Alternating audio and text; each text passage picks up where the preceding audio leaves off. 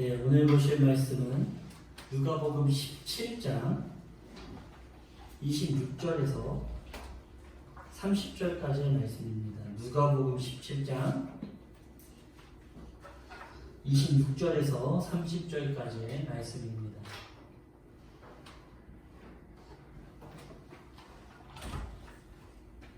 제가 가지고 있는 성경 신약 125페이지에 있습니다. 125페이지 누가복음 17장 26절에서 30절까지의 말씀 우리 함께 교독하시고 30절 함께 봉독하겠습니다. 노아의 때에 된 것과 같이 인자의 때에도 그러하리라. 노아가 방주에 들어가던 날까지 사람들이 먹고 마시고 장가들고 시집가더니 홍수가 나서 그들을 다 멸망시켰으며 또 롯의 때와 같으리니 사람들이 먹고 마시고 사고 팔고 심고 집을 짓더니 롯이 소돔에서 나가던 날에 하늘로부터 불과 유황이 비오듯 하여 그들을 멸망시켰느니라. 인자가 나타나는 날에도 이러하리라. 아멘. 자, 결론적으로 말씀드리면 인자의 나타남의 때는 언제나 바로 예수 그리스도의 재림의 때를 말씀하고 있죠. 예수님께서 올라가신 대로 다시 내가 오겠다라는 그 약속의 때에는 이와 같을 것이다. 어떨 것 같냐라고 얘기했더니 노아의 때와 같고 또 소돔과 고모라 그때와 같을 것이다. 이런 얘기를 우리에게 지금 직접적으로 말씀해 주시는 거예요. 너희들이 그날이 가까우면 이런 것을 보게 될 것이다 라는 것을 우리에게 직접적으로 지적을 해 주신 것입니다. 오늘은 그날도 이러하리라 라는 제목으로 함께 말씀을 나누려고 합니다. 이 말씀을 반드시 기억하시고 마음에 새겨서 또 한 주간 잘 살아가시기 바랍니다. 저번 주에는 참 많은 뉴스들이 있었던 것 같습니다. 그 중에서도 가장 큰 뉴스는 차별금지법과 또 교회 소모임 금지를 시킨 것이 저에게는 가장 충격적인 내용이었습니다. 물론 그 이후에 박원순 시장의 죽음도 있었죠. 하지만 여러 가지 문제가 있었기 때문에 그런 부분보다는 조금 더 차별금지법과 또 소모임 금지 이것이 저에게는 너무나 큰 사건으로 느껴졌습니다. 이 두 가지의 공통점이 있는데요. 그것은 모두 교회를 타겟으로 하고 있다는 것입니다. 차별금지법에는 모든 차별을 금지하는 것을 법으로 만든다는 것인데요. 여기서 핵심은 동성애에 대한 차별이 있으면 안 된다는 거예요. 이 법이 통과하게 되면 성경의 많은 구절을 성경 본문으로 말씀을 나눌 수 없습니다. 그건 역시 차별이기 때문입니다. 만약 이러한 구절들을 설교하다가 적발되면 벌금을 내게 되고 심하면 구속까지도 되게 됩니다. 동성애는 절대로 용납될 수 없음을 말할 수 없는 것입니다. 동성애는 있을 수 없습니다. 이 얘기를 강단에서 할 수 없다는 거예요. 또 다른 사람에게 얘기하면 안 된다는 것입니다. 또 더 위험한 게 무엇입니까? 하나님, 신은 한 분밖에 없습니다. 이것도 차별이에요. 이것도 차별이 되는 거예요. 그렇기 때문에 이 차별금지법이라는 것은 우리에게 정말로 마지막 때 그때를 바라보게 하는 아주 신호인 것을 알아야 됩니다. 이것이 하나님의 뜻임에도 불구하고 말할 수 없는 것입니다. 이것은 기독교를 역차별하는 것입니다. 우리는 원래 그런 교리고 이런 믿음을 지키고 사는 사람들이죠. 그런데 그 믿음을 버려라 라고 하는 것이죠. 그러면 하나님을 믿는 의미가 어디에 있습니까? 우리는 유일신이고 하나님의 뜻이 우리에게 완전하고 하나님의 뜻만이 우리를 살아가게 하는데 그걸 버리라는 거예요. 죽으라는 얘기입니다. 그러기에 많은 곳에서 이것은 역차별이라고 주장하고 있습니다. 저 역시 그렇게 주장합니다. 교회 소모임 금지는 무엇입니까?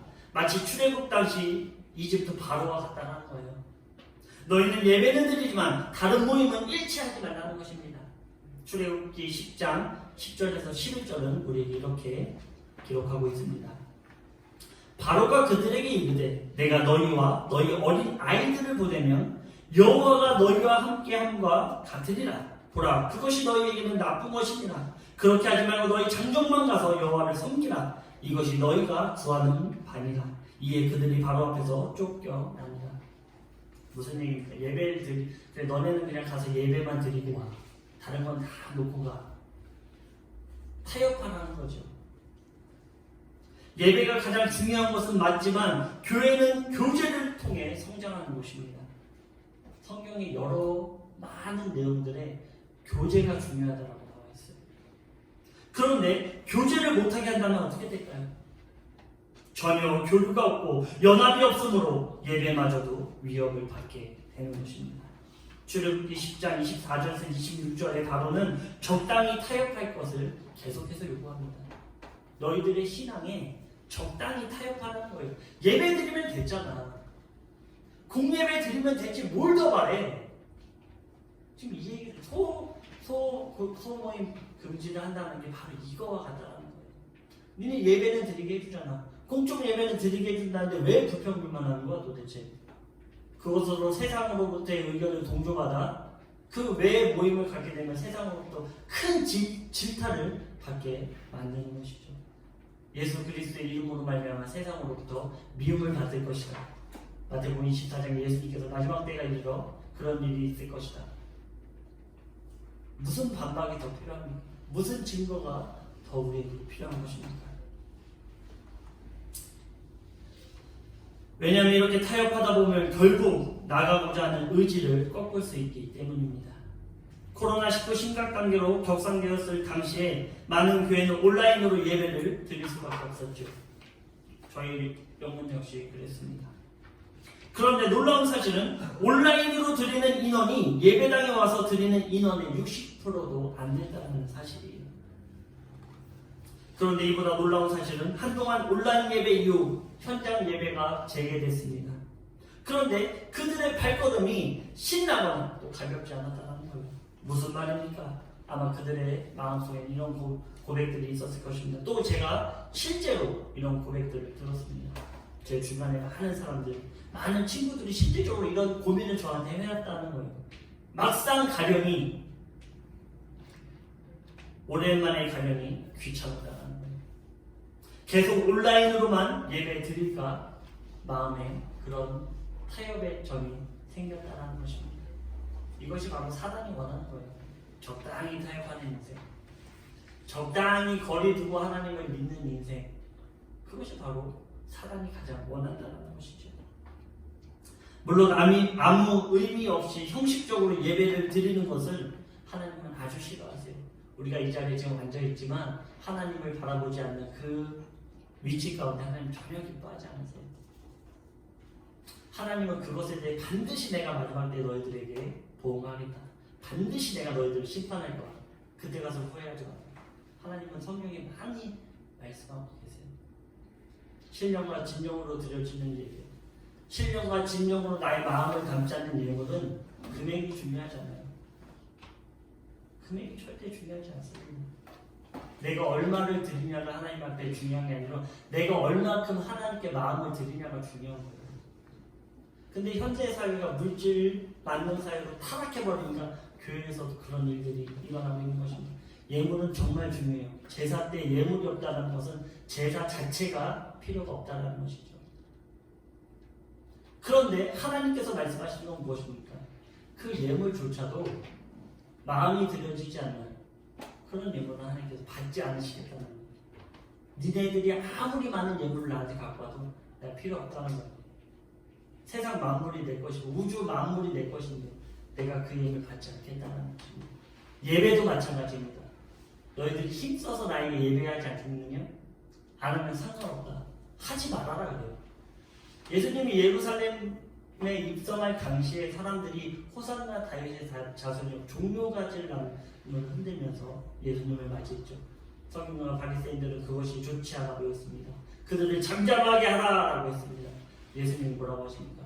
놔둬라. 저들이 나를 찬양하지 않으면 내가 돌들을 명하여 나를 찬양하게 만들 것이다. 너희들이 나를 찬양하고 나를 예배하고 나를 경배하는 것 나를 위한 것이 아니다. 너희들이 나의 보호를 받기 위해 너희들을 위한 것이지. 너희들이 나한테 찬양 드리고 나를 경배하고 예배하는 것 돌들을 명해서도 나는 예배받을 수 있다. 나무들을 통해서도 나는 경배받을 수 있다. 모든 피조물을 통해서 나는 경배받을 수 있다. 하나님 이것을 말씀하신 것입니다. 아무 의미 없이 드려지는 예배는 우리에게 전혀 영향력이 없어요. 내 마음에 안정은 갖겠죠. 그래, 그래도 한번 예배를 갔다 왔잖아. 그것이 중요하지 않다는 거예요. 하나님이 받으시지 않는 예배가 우리에게 뭐 그렇게 중요하겠습니까? 형식적일 뿐이죠. 너희들이 그러니까 이 말은 무엇입니까? 신령과 진정으로 예배를 드리라는 것은 너희들이 하나님의 성전에서 신령과 진정으로 예배드리는 것이 바로 나의 보호, 나의 교제 가운데 있는 것이다라는 것을 하나님은 강조하고 있는 것이에요. 히브리서 10장 24절에서 25절은 우리에게 이렇게 기록하고 있습니다. 우리 함께 한 목소리로 봉독해 보겠습니다. 서로 돌아보아 사랑과 선행을 격려하며 모이기를 패하는 어떤 사람들의 습관과 같이 하지 말고 오직 권하여 그날이 가까움을 볼수록 더욱 그리하자. 뭐라고 합니까? 서로 돌아보아 사랑과 선행으로 서로를 격려하고요. 모이기를 패하는, 그러니까 속모임 금지 이런 거죠. 모이기를 패하는 어떤 사람들의 습관처럼 너희들이 하지 말고 오직 권하여 그날이 가까움을 볼수록. 그날은 어떤 날일까요? 예수 그리스도의 도래, 재림의 그때를 너희들이 보면 볼수록 모이기를 힘쓰라는 거예요. 오히려 많은 사람들은 모임을 패하지만 너희들이 그거에 동조하지 말고 오히려 마음을 다해서 모이기를 힘쓰고 그 가운데 서로의 교제 가운데 하나님께 서로 격려하는 거예요.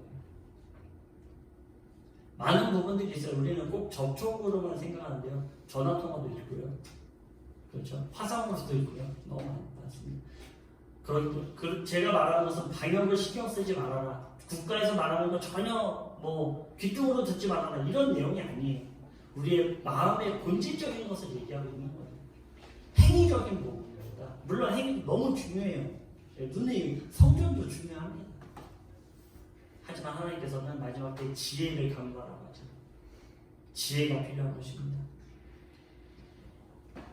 서두에도 말씀드렸지만 코로나19라는 위험을 바탕으로 교회에 대한 탄압이 심각해진 상태입니다.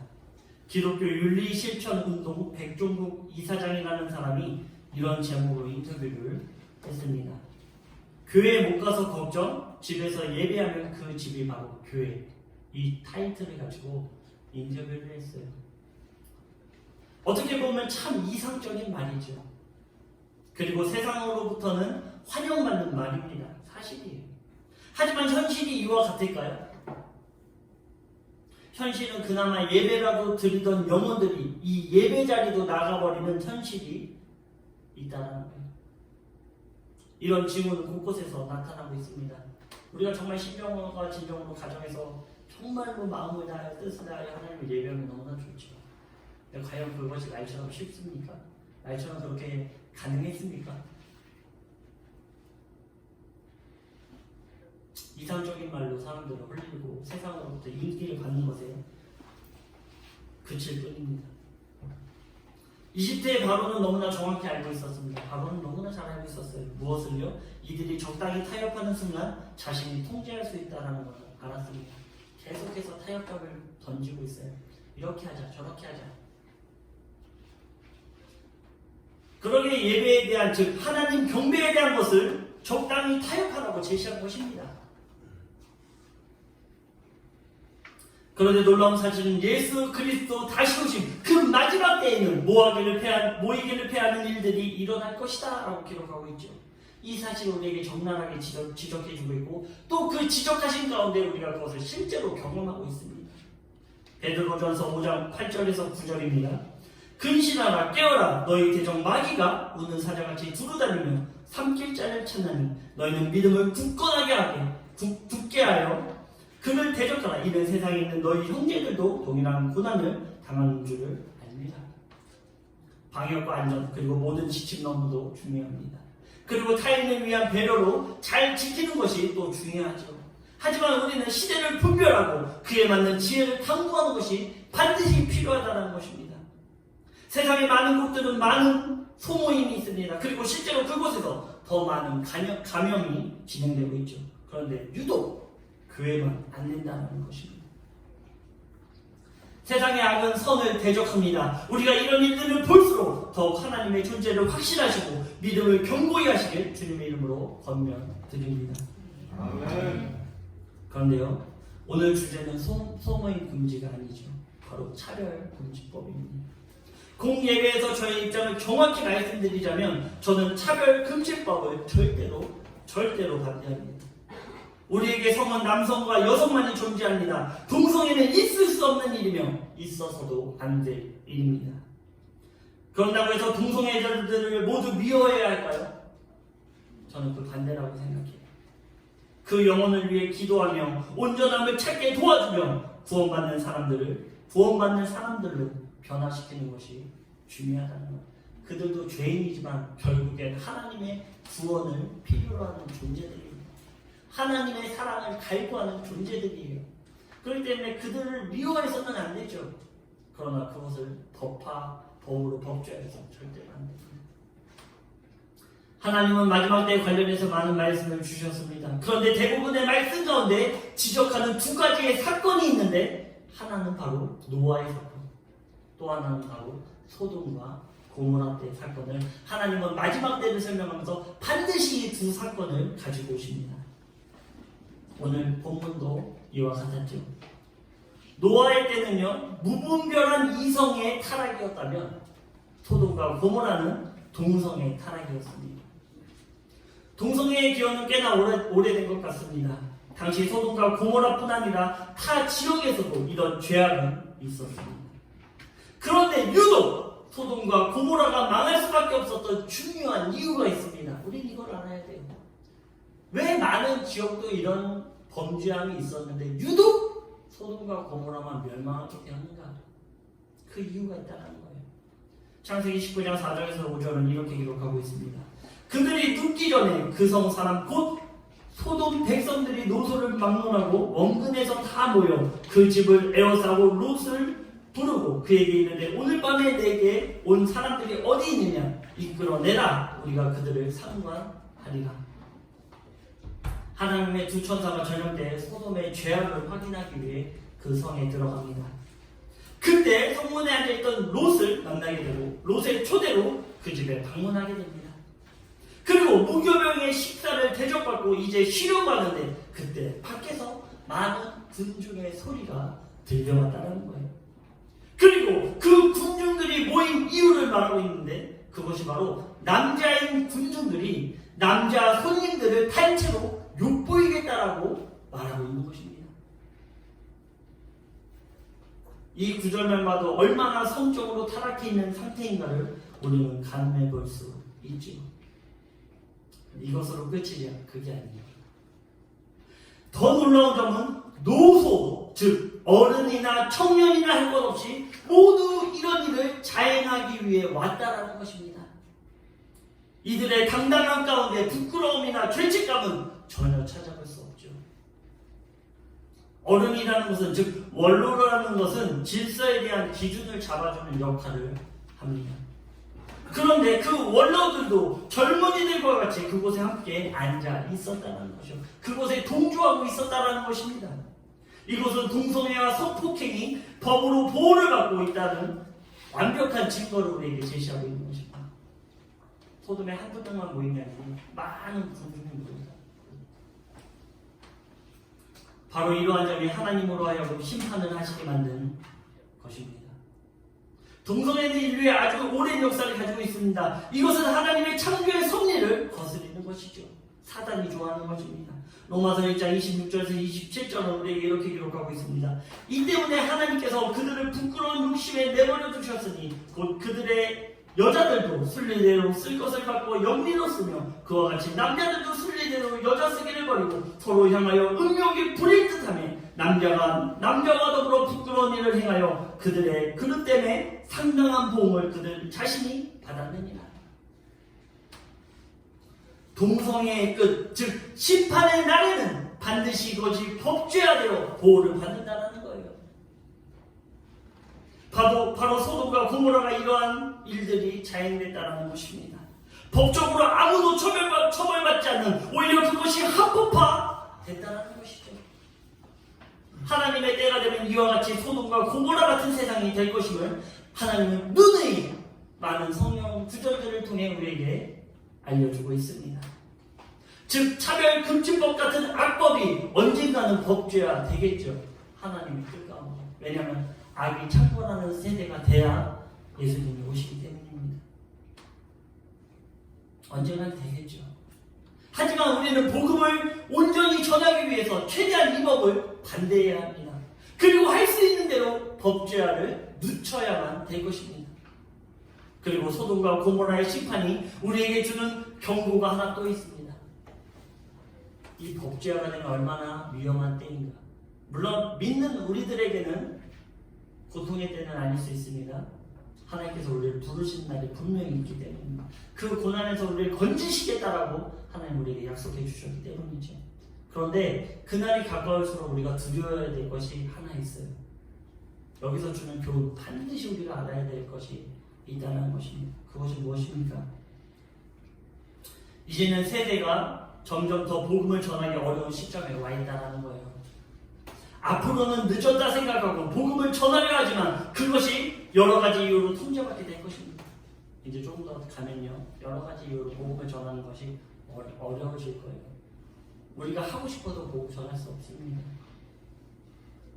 오늘부터 또 지금부터 모든 수단과 방법을 통해 하나님의 기쁜 소식, 예수 그리스도의 사랑을 우리 가족과 이웃에게 반드시 전해야 될 것입니다.